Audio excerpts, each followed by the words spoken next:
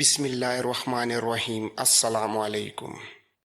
اور جب آپ واپس آنا چاہیں گے تو یہ فردیلہ آپ کی مرضی کے مطابق اپنی کشتی یا دوسری کسی کشتی کا انتظام کر کے آپ کو ہسپانیہ سے یہاں سبتا تک پہنچا دے گا۔ طریف بن مالک نے کاؤنٹ جولین کی دی ہوئی وہ بڑی خرجین ایک طرف سنبھال کر رکھ دی۔ دونوں خط اس نے اپنے لباس کے اندر محفوظ کر لیے۔ کشتی کے مالک فردیلہ نے طریف بن مالک کو مخاطب کرتے ہوئے کہا، اے ابن مالک، کیا ایسا ممکن نہیں کہ ہم آج شام تک ہسپانیہ کی طرف کوچ کر جائیں؟ فردیلہ کی اس پیشکش پر طریف بن مالک نے خوشی کا اظہار کرتے ہوئے کہا، میں تم سے اس معاملے میں اتفاق کرتا ہوں۔ میں تمہارے ساتھ آج شام تک کوچ کرنے کے لیے تیار ہوں۔ اس کے ساتھ ہی کاؤنٹ جولین اپنی جگہ سے اٹھ کھڑا ہوا اور طریف کی طرف دیکھتے ہوئے کہا، آپ لوگ اب آرام کریں۔ فردیلہ آپ کے ساتھ اسی مہمان خانے میں ٹھہرے گا اور جب آپ نے کوچ کرنا ہوا تو آپ اس کے ساتھ ہسپانیہ کی طرف کوچ کر جائیں۔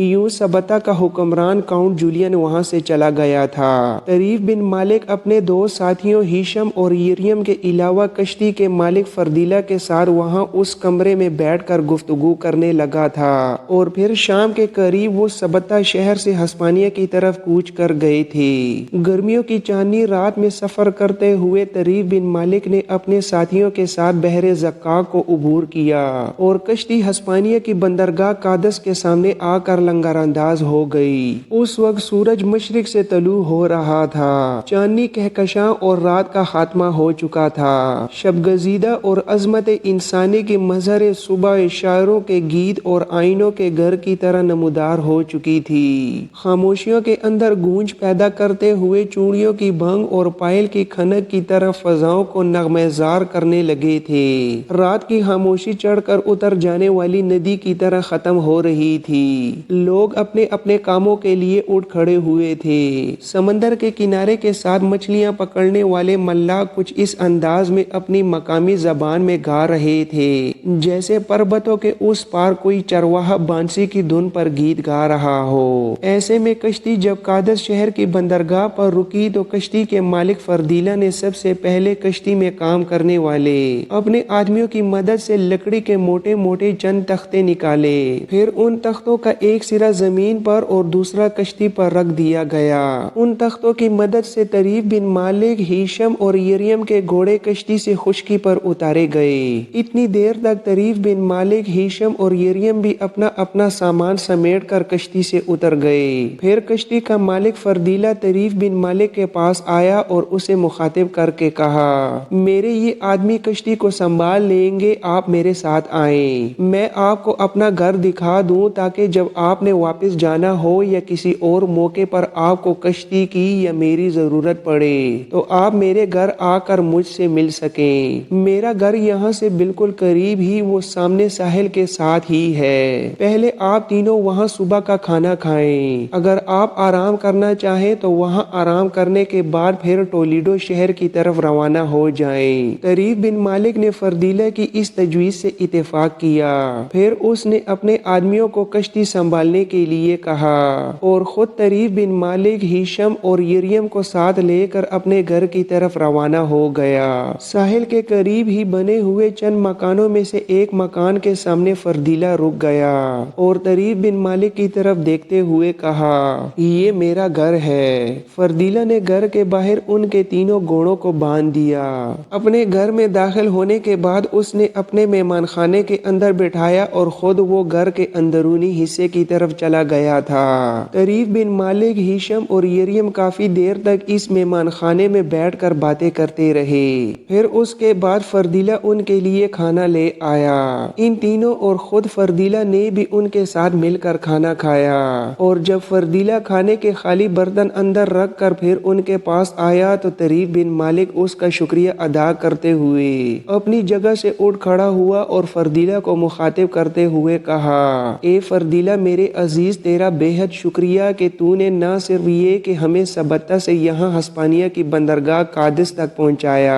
بلکہ ہمیں صبح کا کھانا پیش کر کے ہماری مہمانداری بھی کی۔ اس کے لیے ہم تمہارا جس قدر بھی شکریہ ادا کریں وہ کم ہے۔ اب تم ہم تینوں کو یہاں سے کوچ کرنے کی اجازت دو تاکہ ہم ٹولیڈو شہر کی طرف روانہ ہوں۔ فردیلا نے طریف بن مالک کی اس گفتگو سے اتفاق کیا اور تینوں کو لے کر اپنے گھر سے باہر آیا۔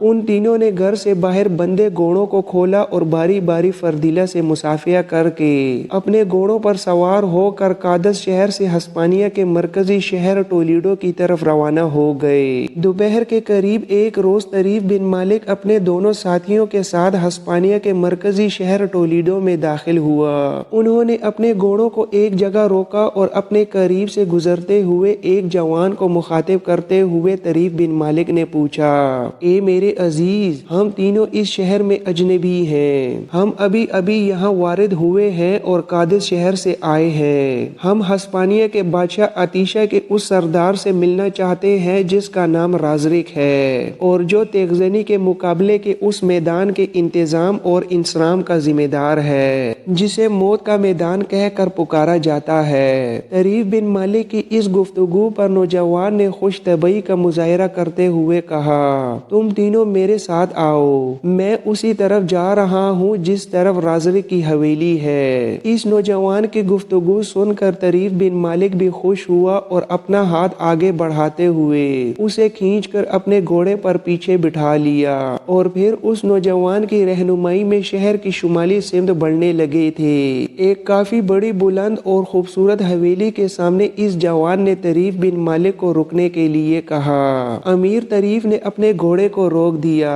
جب وہ چاروں گھوڑوں سے اترے تو ٹولیڈو کے نوجوان نے ان کو مخاطب کرتے ہوئے اپنے سامنے والی بڑی حویلی کی طرف اشارہ کرتے ہوئے کہا کہ یہی اس رازرک کی حویلی ہے جس سے تم تینوں ملنا چاہتے ہو۔ طریف بن مالک نے نوجوان سے پرجوش مصافحہ کرتے ہوئے کہا، اے عزیز، تیرا شکریہ کہ تو نے یہاں تک ہماری رہنمائی کی۔ اس کے ساتھ ہی وہ نوجوان وہاں سے چلا گیا جبکہ طریف بن مالک نے آگے بڑھ کر حویلی کے دروازے پر دستک دی۔ تھوڑی دیر بعد ایک شخص نے حویلی کا دروازہ کھولا جو اپنے چہرے اور لباس سے حویلی کا کوئی ملازم معلوم ہوتا تھا۔ اسے دیکھتے ہی طریف بن مالک نے اسے مخاطب کرتے ہوئے کہا، ہم تینوں اس شہر میں اجنبی ہیں، ٹولیڈو کے سردار رازرک سے ملنا چاہتے ہیں۔ ہمیں سبتہ کے حکمران کاؤنٹ جولین نے ان کی طرف روانہ کیا اور ہمارے پاس کاؤنٹ جولین کا رازرک کے نام دیا ہوا ایک خط بھی ہے۔ اس پر اس ملازم نے طریف بن مالک کو مخاطب کرتے ہوئے کہا، تم تھوڑی دیر یہیں رکو، میرے آقا اس وقت حویلی کے اندر ہی ہیں، میں انہیں تمہارے آنے کی اطلاع کرتا ہوں۔ اس کے ساتھ ہی وہ ملازم پلٹا اور حویلی کے اندرونی حصے کی طرف چلا گیا۔ طریف بن مالک، ہیشم اور یم کو تھوڑی ہی دیر وہاں کھڑے ہو کر انتظار کرنا پڑا تھا، اس لیے کہ چند ہی ساعتوں بعد حویلی کے دروازے پر ایک خوب قد آور جسم اور درمیانی عمر کا ایک شخص نمودار ہوا تھا۔ اس نے تینوں کی طرف دیکھتے ہوئے کہا، میرا نام رازرک ہے اور میں ہی وہ سردار ہوں جس سے تم ملنا چاہتے ہو۔ کہو تم کس سلسلے میں مجھ سے ملنا چاہتے ہو اور سبتہ کے کاؤنٹ جولین کی طرف سے کیا پیغام لے کر آئے ہو۔ اس پر طریف بن مالک آگے بڑھا اور رازرک کو مخاطب کرتے ہوئے کہا، اے عطیشہ کے سردار، میرا نام طریف بن مالک اور میرے ساتھیوں کے نام ہیشم اور یم ہیں۔ تعارف کے بعد طریف بن مالک نے اپنے لباس کے اندر سے کاؤنٹ جولین کا خط نکال کر رازرک کے حوالے کر دیا۔ رازرک نے خط کی تہوں کو کھولا اور بڑے انہماک اور غور سے پڑھنے لگا۔ خط پڑھنے کے بعد رازرک تھوڑی دیر تک بڑے غور سے طریف بن مالک کی طرف دیکھتا رہا اور پھر خط تہہ کر کے سنبھال لیا اور طریف بن مالک کو مخاطب کرتے ہوئے کہا، اے ابن مالک، اس خط میں سبتہ کے حاکم کاؤنٹ جولین نے تمہاری بہترین تعریف کی ہے اور یہ بھی لکھا ہے کہ تم مسلمانوں کے جرنیل موسیٰ بن نصیر کے عمدہ اور بہترین جرنیلوں میں سے ایک ہو۔ خط میں اس نے تم سے محبت اور شفقت کا بھی اظہار کیا ہے اور مجھے یہ بھی تاکید کی ہے کہ افریقہ کی سرزمین سے اغوا کی جانے والی راہبہ لوسیا کو تلاش کرنے میں تمہاری مدد کروں۔ اس نے یہ بھی لکھا ہے کہ اس لوسیا نام کی راہبہ کو ہسپانیہ کا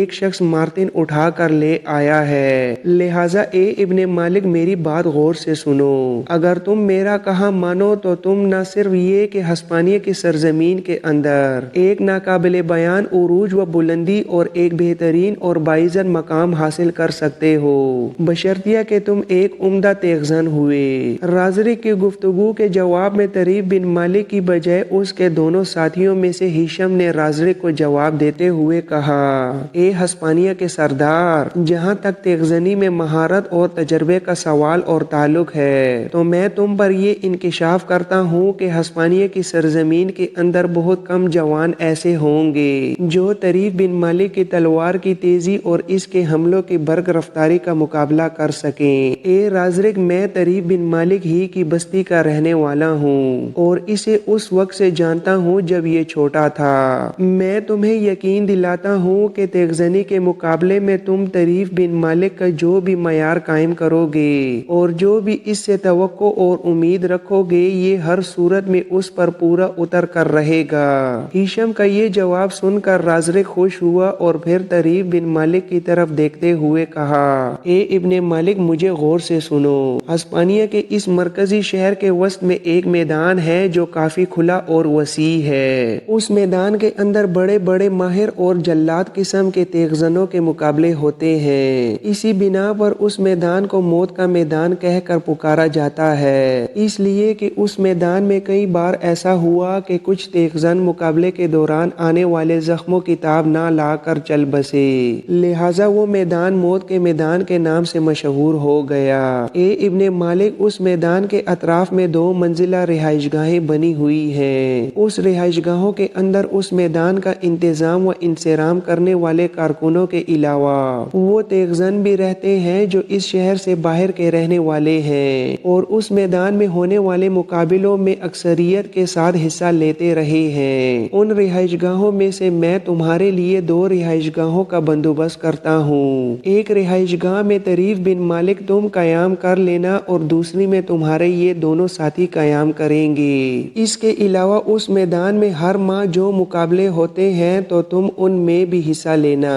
یاد رکھو، اگر ان مقابلوں کے دوران تم اس میدان اور مقابلے کے مانے ہوئے تیغزن کو اپنے سامنے زیر کرنے میں کامیاب ہو گئے تو ہسپانیہ کے اندر تمہیں اس قدر عزت نصیب ہوگی کہ جس مقصد اور کام کے لیے تم ہسپانیہ کی سرزمین میں داخل ہوئے ہو تو تم اسے آسانی کے ساتھ انجام دے سکو گے۔ اے ابن مالک، اگر تم ان مقابلوں میں حصہ لینے سے پہلے اور ہسپانیہ کی سرزمین میں کوئی اعلیٰ مقام حاصل کرنے سے قبل افریقہ کی سرزمین سے اغوا ہونے والی لوسیا نام کی راہبہ کو تلاش کرتے ہو اور اسے پا لینے کے بعد اگر تم اسے اغوا کرنے والے مارتن اور اس کے ساتھیوں کو قتل کر دیتے ہو تو اس سرزمین میں تم دشواریوں اور مشکلات میں مبتلا ہو سکتے ہو، اس لیے کہ اگر تم میری مدد اور عنایت سے ایسا کرنے میں اگر کامیاب بھی ہو جاؤ تو کچھ ایسے لوگ بھی اٹھ کھڑے ہو سکتے ہیں جو تمہارے اور میرے خلاف ہسپانیہ کے بادشاہ عطیشہ سے شکایت کر سکتے ہیں، اور اگر ایسا ہو گیا تو نہ صرف یہ کہ مجھے ہسپانیہ کا بادشاہ اپنی موجودہ حیثیت سے محروم کر دے گا بلکہ تمہیں اور تمہارے ان دونوں ساتھیوں کو بھی زندان میں ڈال دے گا، پھر کوئی بھی تمہیں عمر بھر اس زندان سے نکالنے والا نہیں ہوگا۔ لہٰذا میں تمہیں مشورہ دیتا ہوں کہ پہلے تم تیغزنی کے ان مقابلوں میں حصہ لو۔ اگر ان مقابلوں میں تم کامیابی حاصل کرتے ہو تو پھر تمہیں اس سرزمین میں ایسا مقام حاصل ہوگا کہ تم مارتن اور اس کے ساتھیوں کے علاوہ دیگر افراد کو بھی موت کے گھاٹ اتار دو تو ہسپانیہ کا بادشاہ عطیشہ تم سے کوئی باس پرس نہیں کرے گا، اس لیے کہ عطیشہ ان جوانوں سے اپنے بیٹے اور بچوں کی طرح محبت کرتا ہے جو موت کے اس میدان کے مقابلوں میں حصہ لیتے ہیں، اور جو جوان اکثر یہ مقابلے جیت جاتے ہیں تو انہیں عطیشہ اپنی جان سے بھی زیادہ عزیز اور پسندیدہ رکھتا ہے۔ لہٰذا میں تمہیں مشورہ دوں گا اور خلوص نیت کے ساتھ مشورہ دوں گا کہ تم پہلے ان مقابلوں میں حصہ لو اور چند کامیابیاں حاصل کرو، اس کے بعد ہسپانیہ کی سرزمین میں جو تم چاہو کر سکتے ہو، نہ ہی کوئی تمہیں پوچھنے والا ہوگا اور نہ ہی کوئی تم سے باس پرس کرنے والا ہوگا۔ یہاں تک کہنے کے بعد رازرک تھوڑی دیر کے لیے رکا اور چند ساتوں تک وہ غور سے طریف بن مالک मालिक की तरफ देखता रहा। इसके बाद एक बार फिर उसने तरीफ बिन मालिक को मुखातिब करते हुए पूछा, ए इब्ने मालिक, बताओ मेरी इस गुफ्तगू के जवाब में तुम क्या कहते हो? इस पर तरीफ बिन मालिक ने छाती निकालते हुए कहा, ए राजरिक, जिस मकसद के लिए मैं हस्पानिया की सरजमीन में दाखिल हुआ हूँ, उस मकसद को मैं उन मुकाबलों में हिस्सा लेने के बाद बेहतर तौर पर पा सकता हूँ या सरअंजाम दे सकता हूँ। तो सुन लो, मैं मौत के मैदान में उन मुकाबलों में जरूर हिस्सा लूंगा और तुम्हें यकीन दिलाता हूँ कि मैं वहाँ पर बेहतरीन कारकर्दगी और उम्दा तेगजनी का मुजाहिरा करूंगा। तरीफ बिन मालिक का ये जवाब सुनकर राजरिक बेहद खुश हुआ और आगे बढ़कर तरीफ बिन मालिक को गले लगाते हुए कहा, ए तरीफ बिन मालिक, तूने बिल्कुल मेरी ख्वाहिश और मेरी उम्मीदों के मुताबिक इरादा और अज़म जाहिर किया है। अब तुम तीनों मेरे साथ आओ। मैं मौत के उस मैदान के अतराफ में बनी हुई रिहाइशगाहों में से तुम तीनों की रिहाइशगाहों का इंतजाम करता हूँ। यूं राजरिक तीनों के आगे आगे चल दिया, जबकि वो तीनों अपने अपने घोड़ों की बागें थामे उसके पीछे चलते चले गए। थोड़ी ही देर बाद राजरिक उन तीनों को लेकर टोलीडो शहर के वस्त में उस मैदान के पास आया जिसके अंदर तेगजनी के मुकाबले होते थे। तरीफ बिन मालिक ने देखा वो एक वसीओ अरीज मैदान था जिसके अतराफ में एक गोल दायरे की शक्ल में रिहाइशगाहें बनी हुई थीं। राजरिक के वहां पहुंचने के बाद उस मैदान के कुछ कारकुन जो उन्हीं रिहाइशगाहों में रह रहे थे वो उसके इर्द गिर्द जमा हो गए। राजरिक ने एक बार उनका जायजा लिया और उनमें से एक को मुखातिब करते हुए कहा, मुझे इस मैदान में दो ऐसी रिहाइशगाहों की निशानदही करो जो किसी उम्दा तरीन तेगजन के रहने के काबिल हो। इस पर उस मुखातिब ने कहा, आप मेरे साथ आइए, मैं आपको ऐसी रिहाइशगाहें दिखाता हूँ जिसकी आपने ख्वाहिश जाहिर की है। राजरिक ने तरीफ बिन मालिक, हिशम और यरियम को भी अपने साथ आने के लिए कहा। फिर वो चारों मैदान के इस कारकुन के साथ हो लिए थे। थोड़ा सा आगे जाकर वो कारकुन एक रिहाइशगाह के दरवाजे पर खड़ा हो गया। चाबियों का एक गुच्छा निकाल कर उसने बाहर लगा हुआ कुफल खोला और दरवाजे के दोनों पड़ खोलने के बाद राजरिक की तरफ देखते हुए कहा, जरा इस रिहाइशगाह का जायजा लें। इस मौके पर राजरिक ने तरीफ बिन मालिक को मुखातिब करते हुए कहा, ए इब्ने मालिक, मेरे साथ आओ और इस रिहाइशगाह का जायजा लो। तरीफ बिन मालिक ने अपने घोड़े को बाहर ही खड़ा रहने दिया और राजरिक के साथ उस रिहाइशगाह में दाखिल हुआ। उन दोनों ने देखा दरवाजे में दाखिल होने के बाद खासा बड़ा सहन था जिसके एक तरफ दो घोड़े बांधने की जगह थी और उस जगह के ऊपर मजबूत और पायदार छपर बना था, जबकि सहन की दूसरी सिमत तहारत खाने के अलावा छोटा सा एक मदबख भी था जिसके अंदर पत्थरों का एक चूल्हा बना हुआ था और खाना पकाने की जरूरी अशिया भी वहीं रखी हुई थी। मदबख और तहारत खाने के अंदर लकड़ी के बड़े बड़े डोल रखे हुए थे जो शायद पानी के लिए इस्तेमाल होते थे। सहन में घोड़े बांधने की जगह, मदबख और तहारत खाने का जायजा लेने के बाद वो दोनों सहन उबूर करने के बाद सामने वाले कमरे में दाखिल हुए। वो एक ही कमरे पर मुश्तमिल रिहाइशगाह थी और कमरा खासा बड़ा था। इसके अंदर चार चारपाइयां बाआसानी लगाई जा सकती थीं, लेकिन वहाँ सिर्फ दो ही चारपाइयां रखी हुई थीं और उनके ऊपर बिस्तर भी नहीं थे। कमरे के जिस तरफ दो चारपाइयां रखी हुई थीं, उस तरफ की मुखालिफ सिमत कमरे के अंदर आतिशदान भी बना हुआ था। उस आतिशदान के पास बैठने के लिए लकड़ी और चमड़े की गर्म नशिस्तों का भी इंतजाम था। तरीफ बिन मालिक को वो कमरे दिखाने के बाद राजरिक ने उसे मुखातिब करते हुए कहा, ए इब्ने मालिक, ये कमरा तुम अकेले की रिहाइशगाह होगा। अब तुम मेरे साथ आओ ताकि मैं साथ वाली रिहाइशगाह का कुफल खुलवाऊं और वो रिहाइशगाह तुम्हारे दोनों साथियों के मुशर्रफ में आएगी। इसके साथ ही राजरिक तरीफ बिन मालिक को लेकर रिहाइशगाह से बाहर निकला। बाहर आकर राजरिक ने मैदान के कारकुन को मुखातिब करते हुए कहा, ये साथ वाली रिहाइशगाह का भी कुफल खोलो।